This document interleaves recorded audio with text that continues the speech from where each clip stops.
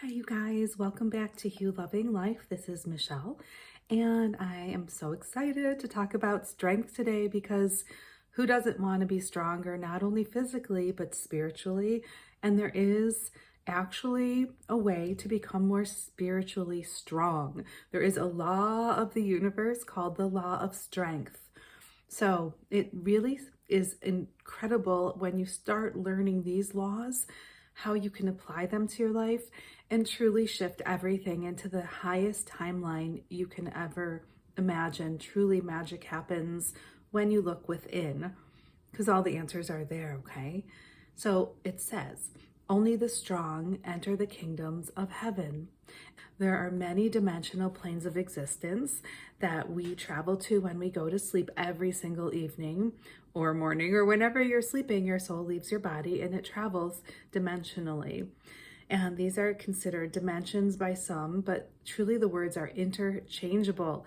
Dimensions, heavens, planes of existence, it's all the same thing. The law of strength says that only the strong enter the kingdom of heaven. This spiritual strength is developed through the disciplines, customs, and practices set up by the Mahanta to separate illusion from truth for the seeker. So there are disciplines, customs, and practices, and these are such as like the spiritual exercises, like chanting the hue daily. If you chant the word hue for 20 minutes a day, I promise you, like I can truly say that, like 100% certainty. If you did this for a month, you would see changes without question. But it would just be you sitting there, hue.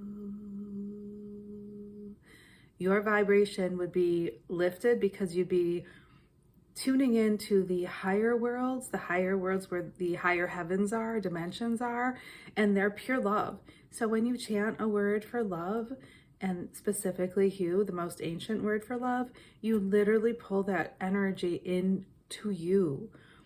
If you do 20 minutes a day for 30 days, write down below and let me know the major awesome things that have come into your life, because there's no doubt that things won't change. Like they will change. Okay? You'll change. Among the chief of all precepts in Ek, okay, Ek or Eckankar, is the need to do the spiritual exercises of Ek. And those are simply things like chanting the hue. I also have playlists with over 600 different videos on spirituality, and many of them talk about spiritual exercises. So if you just simply type in hue, H-U, loving life, spiritual exercises, then different videos will come up, and I tell you different exercises that are really helpful. And they're really just very imaginative in nature, just creative. They are mainly to give soul the recognition of itself as a channel for divinity, Mahanta, and allow it to become secure in the sound and light of God, or Sugmad, okay? So the sound current and the light are what people call the Ek, okay? The sound and light, it's spirit, it's holy, divine spirit flowing. It's the voice of God, really. That's how God speaks, with light and sound. And these are ways to channel that by doing the spiritual exercises, bringing more light into yourself, and then being a channel, okay? It is to become secure in the sound of light and sound. This comprises the law of strength. The connection between the inner and outer teachings, inner being what you learn in the various planes of existence with the help of the current living Ek Master, and by soul traveling to different planes of existence.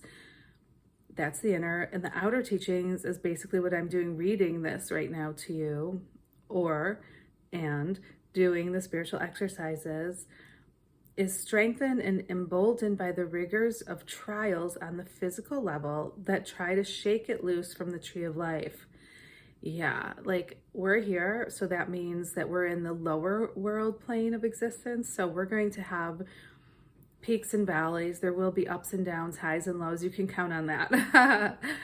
It's true. Like the only thing you can count on is change itself, right? Like I think that was what Einstein said. And it's true. Like there will always be change, and sometimes it'll be difficult. And that's on purpose so that we can become emboldened and strengthened by the rigors of life, like it says here.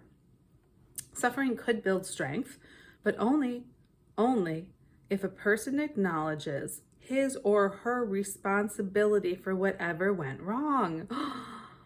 Okay, so yes, people could have been horrible to you, but what was your role in it? Maybe you stayed too long with someone who was bad to you. Now you could list every horrible thing that they did, and maybe they were acting very, very badly, and that's not okay, but you're not going to change your future timeline. If you're still blaming the person of the past, you have to look at yourself and say, how did I contribute? Or why did I stay in something like that? And usually it's self-love deficit. So there's not enough self-love for whatever reason. And maybe you were conditioned to be people-pleasing by unhealthy parents or caregivers. And now you are your own person, and you have to wake up and say, you know what? It's time for me to love me. And then you would never allow someone like that around you again. So acknowledging your own responsibility. And I use that as an example because it's not like you went out and robbed someone. That would be a total acknowledgement of your responsibility. It's that, you let someone in that you shouldn't have let in. Okay, so sometimes you can't. Sometimes what goes wrong in this life is caused by something you did in your last lifetime. So sometimes you don't even recognize, why are you suffering so much? Why have so many bad things happened? If you don't remember, you're not able to connect cause and effect. So if you have remembrances of past lives, great. If you have feelings that you might have had a certain circumstance in a past life, great. Now you can also chant the word money, and it'll take you to the causal plane, which is where the Akashic records are stored. And you can chant that before you go to sleep and request that you get to view the Akashic records and your past lives and any specific life that would be contributing to any pain in this lifetime. And then you'll be brought to that causal plane, hopefully, and you'll remember it. And then things will be clearer why it is that you've suffered. How do you know when you're getting stronger? So how do you know when you're getting stronger? Maybe you didn't fight back with someone who was trying to pick a fight with you. Maybe you just walked away or said something like, that could be, you could be right. I don't fight with anyone now. I just go, oh, okay, interesting. But honestly, at this point in my life, personally, after all I've been through, I don't allow any unhealthy others around me. And once in a blue moon, we'll meet with someone that I feel is going to try to drain my energy, but that's rare. Other people can often tell better than you yourself. Okay, other people can tell when you're stronger. They'll say something like, wow, something's different about you, or you handled that so well, A humble person wouldn't even put attention on that because it's inside yourself.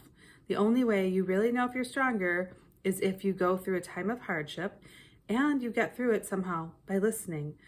So yeah, if you're actually stronger, then you don't need outside validation from anyone. You are your own, your own source. You don't need validation from anyone, honestly.